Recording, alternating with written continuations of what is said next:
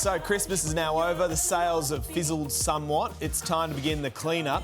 Whether you've replaced old tech or been gifted with new gadgets, what can you do to make a little bit of extra coin from your old devices? Well, all of your old ones are already broken, so you probably can't get anything for them. Yeah. But our tech expert, Trevor Long, has his tips. He's joining us now from Thornley in Sydney. Morning to you, Trev. How do you know what something is worth if you haven't broken it, if it's still in good condition?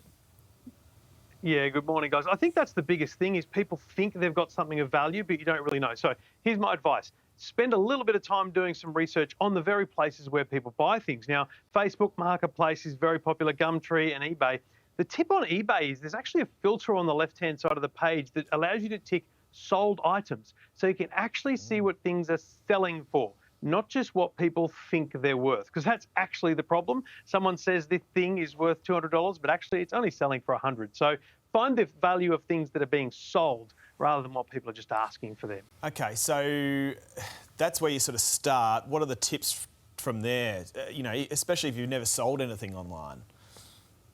Yeah, I think the number one thing I'd say is everyone has Facebook. So consider Facebook as your starting point. Facebook Marketplace is hugely powerful these days, but there's also your local Facebook group. So it might be a local suburb because actually it's so much easier to sell if it's just someone local. But Facebook Marketplace is a great way to reach a lot of people in a very short space of time, and it's free. But eBay is a dedicated marketplace. So if you've got something that has kind of perceived and clear value, especially nationally, and you're happy to post it and do things like that, then eBay, I would think, is the better marketplace overall. You got to worry about scammers though, don't you, Trevor?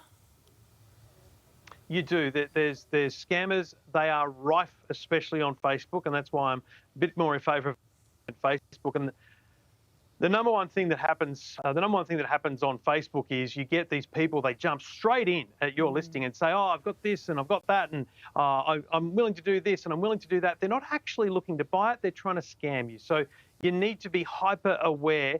There's things like PayID, which is brilliant. Use PayID to make a transaction, but the scammers will say that PayID has a limit and you'll get these text messages. Ignore all those things. If you get any of that stuff, be prepared to stand up and walk away, because often the old adage, if it's too good to be true, it absolutely is. So just be a little bit hyper aware there, and take caution when you're doing these things. Don't jump at the very first sale. And then what if you got stuff that has no value? Like your old stuff, Clint, no value if it's smashed and broken. Looking for a new home. Didn't one of them get drowned in mobile white wine? Oh, don't throw. You just threw me under the bus. Didn't you have a laptop? Are you serious? You just did that.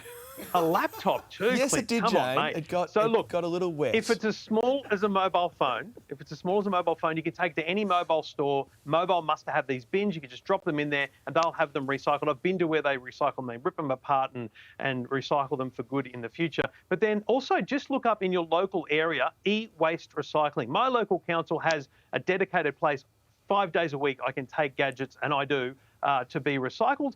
Some places have it on a monthly or quarterly basis. So just look up e-waste recycling, and that's where you can take your things, because batteries and electronics should never be placed in the bin. Batteries especially, we've seen those fires that happen in garbage trucks. So your batteries, keep a little bucket for those aside at home and take those for your e-waste recycling regularly, or to those e-waste drop-off points at supermarkets and mobile stores. Should you wipe your phone before you kind of hand it over to an e-waste recycling guy? Do a factory reset, Jane. Most devices have the option for a factory reset, which makes it so that when they turn it on, it doesn't have your data on it.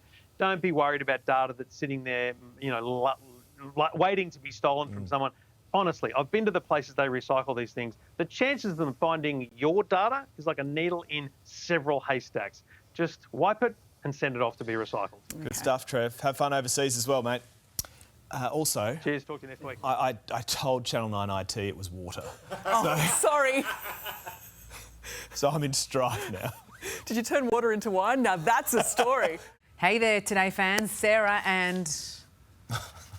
What's my name again? Oh my God, Carl. Hey, thanks for watching our YouTube channel, though. Subscribe now for more news, special reports and amazing Aussie stories. And Carl misbehaving, Whoa, of course. That never happens. Always happens. What's she talking about?